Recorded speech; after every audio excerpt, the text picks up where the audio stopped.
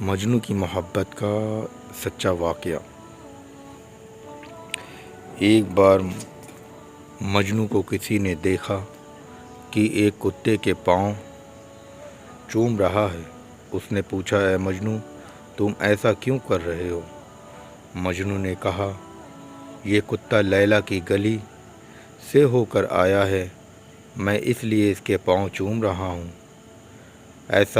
ایسے مست اور عقل میں خرابی آئے ہوئے انسان کو مجنو پاگل نہ کہا جائے تو کیا کہا جائے؟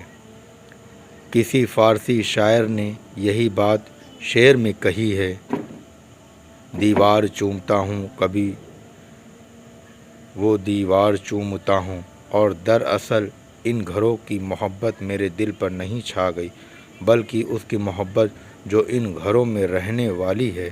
ایک دفعہ شہر کے حاکم نے سوچا کہ لیلا کو دیکھنا چاہیے۔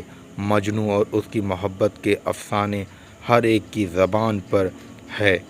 جب سپاہیوں نے لیلا کو پیش کیا تو حاکم حیران رہ گیا کہ ایک عام سی لڑکی تھی، نہ شکل نہ رنگ نہ روپ تھا۔ اس نے لیلا سے کہا، تو دوسری حسیناؤں سے زیادہ بہتر نہیں ہے۔ لیلا کہنے لگی، خاموش رہ، کیونکہ تو مجنو نہیں ہے، لیلا کو دیکھیے مگر مجنو کی نظر سے۔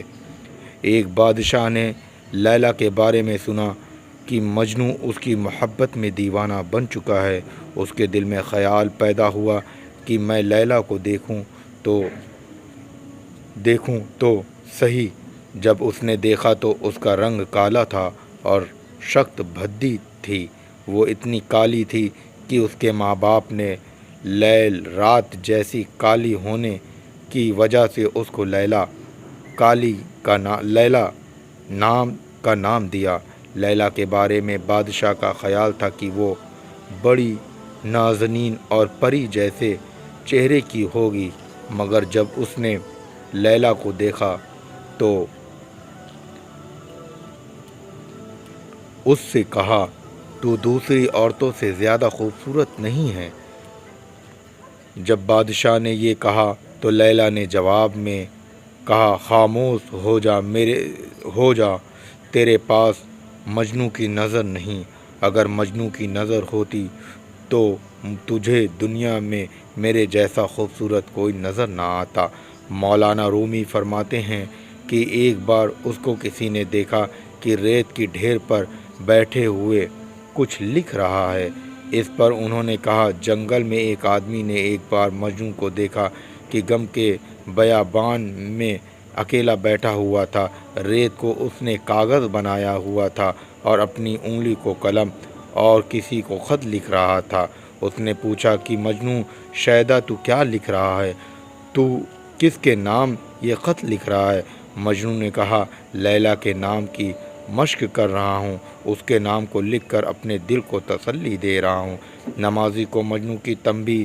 ایک دفعہ ایک آدمی نماز پڑھ رہا تھا۔ مجنو لیلا کی محبت میں غرق تھا۔ وہ اسی مدہوشی میں اس نمازی کے سامنے سے گزر گیا۔ اس نمازی نے نماز پوری کر کے مجنو کو پکڑ لیا، کہنے لگا، تو نے میری نماز خراب کر دی کہ میرے سامنے سے گزر گیا، تجھے اتنا نظر نہیں آیا؟ اس نے کہا کہ خدا کے بندے، میں مخلوق کی محبت میں گرفتار ہوں، مگر وہ محبت اتنی حاوی ہوئی کہ مجھے پتہ نہ چلا کہ میں کسی کے سامنے سے گزر رہا ہوں، اور تو خالق کی محبت میں گرفتار ہے کہ نماز پڑھ رہا تھا، تجھے اپنے سامنے سے جانے والوں کا پتہ چل رہا تھا۔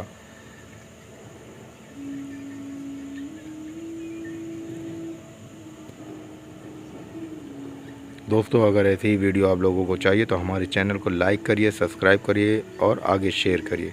ملتے ہیں نیکسٹ ویڈیو میں، تب تک کی اپنا خیال رکھیے۔ السلام علیکم ورحمۃ اللہ وبرکاتہ۔